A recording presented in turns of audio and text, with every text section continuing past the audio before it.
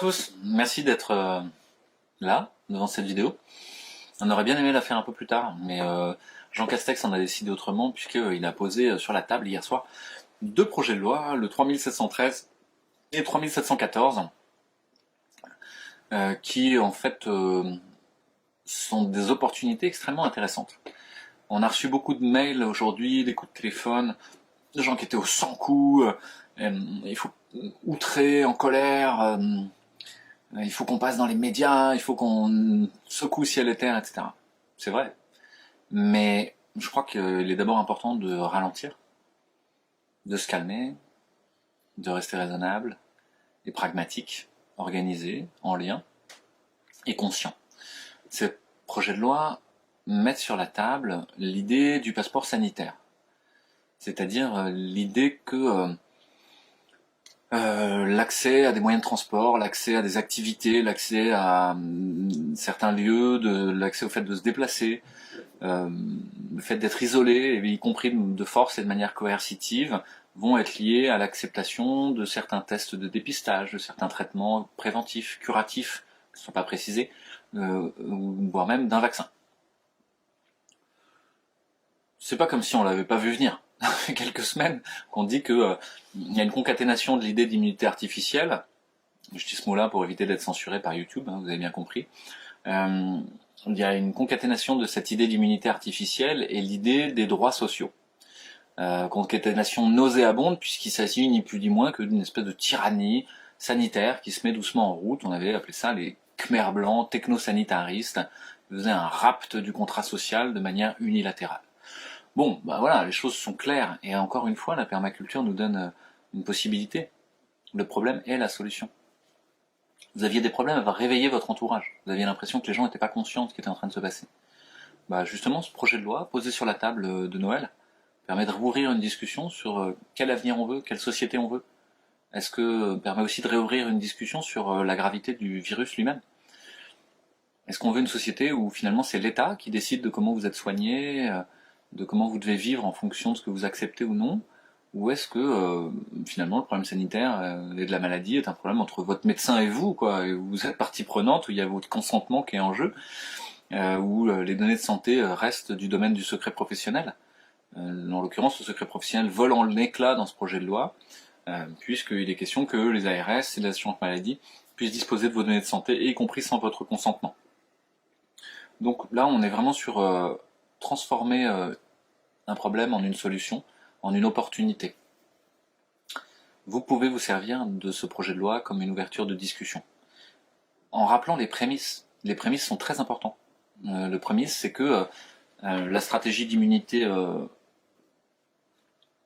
artificielle n'est absolument pas avérée, ni en termes d'efficacité, ni sur la transmission, ni sur les décès, ni même sur la protection individuelle, puisqu'elle n'est basée que sur les datas des firmes vaccinales elles-mêmes, qui évidemment sont partiales, et défendent leur bout de gras, et qu'en termes de sécurité, c'est-à-dire d'effets secondaires, on n'est absolument pas au niveau qui est requis dans la balance des bénéfices et des risques de cette stratégie-là, puisqu'il va s'agir de vacciner un certain nombre de gens qui sont en bonne santé, l'immense majorité, et donc on doit mettre le curseur de la sécurité au plus haut possible. D'autre part, elle permet de réouvrir le dialogue sur les stratégies alternatives qui existent, et puis sur la réalité de cette épidémie. La réalité de cette épidémie, vous le savez, c'est une mortalité qui est aux alentours de 0,05% en population générale, c'est le nombre de morts sur la population générale, et qui est même plus basse dans certains pays, 0,02%. Et en termes de létalité, c'est-à-dire le nombre de morts sur le nombre de tests positifs, est aux alentours de 0,5% à 1 quand on est traité comme à l'IHU, à Marseille, ou à 2,1% quand on est traité autrement. C'est-à-dire qu'il y a toute une possibilité d'amélioration dans la logistique des soins, dans les traitements utilisés, à la fois préventifs, précoces, qui évitent la gravité, et tardifs. Il y a une possibilité de s'améliorer et d'éviter ce qui s'est passé effectivement, c'est-à-dire la saturation du système hospitalier et du système de réanimation.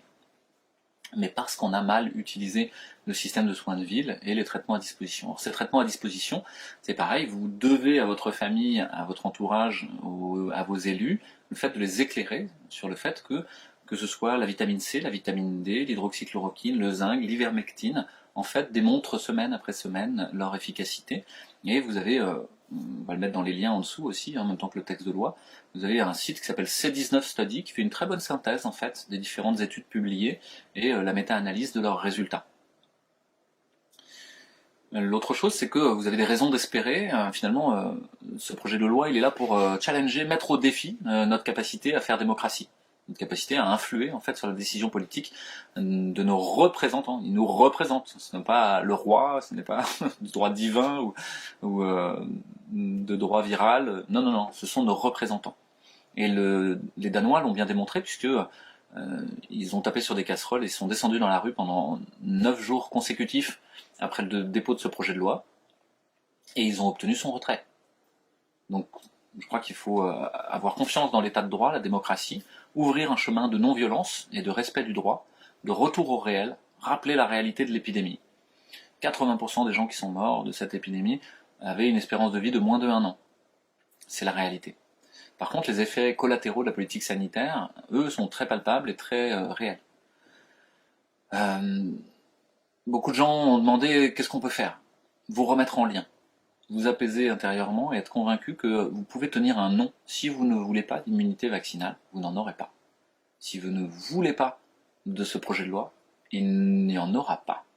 C'est simplement ça. Vous êtes ceux que vous attendiez en fait.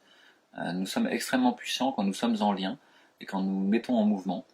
Donc je vous propose de lancer un brainstorming là à partir de cette vidéo, en lien avec vos collectifs locaux, avec vos amis, avec les gens dont vous partagez cette idée que quelque chose ne va pas, et pour essayer de proposer des actions concrètes. Et la première action concrète que peut-être on peut rappeler, c'est l'idée que ces représentants dont on parle, le législateur notamment, les députés, en fait doivent être accessibles au discours que nous portons. Et nous sommes justement au moment des vœux de fin d'année.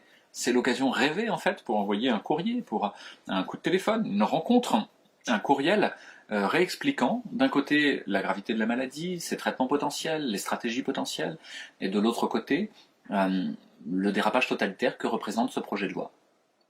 Et puis de discuter quelle société veut ce législateur qui vous représente, ce maire, ce directeur d'école, ce chef de gendarmerie ou choses comme ça.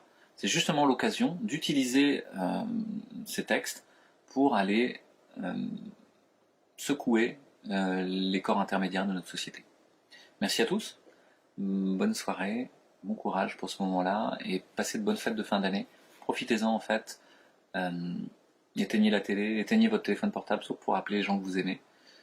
Prenez soin de vous-même, prenez soin des gens autour de vous, que vous aimez et que vous n'aimez pas. Prenez soin du monde autour de nous. Et puis partagez tout ce que vous avez compris dans une optique non violente, comme celle de Gandhi ou de Martin Luther King, qui nous amène à une puissance inébranlable en fait, et à une capacité de transformer le réel absolument incommensurable, je vous assure. Et nous irons jusqu'à la victoire.